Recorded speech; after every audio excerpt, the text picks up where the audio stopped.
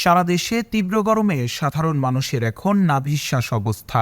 সামনের দিনগুলোতে তাপমাত্রা আরও বৃদ্ধি পাওয়ার পূর্বাভাস দিয়েছে আবহাওয়া অধিদপ্তর।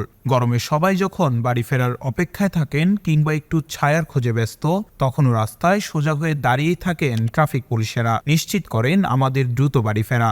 এরই মধ্যে দায়িত্ব পালন করতে যেয়ে হিট স্ট্রোকে রুহুল আমিন নামে এক ট্রাফিক পুলিশ পরিদর্শকের মৃত্যু হয়েছে। ঝুঁকিতে রয়েছেন অন্যান্য সদস্যরাও।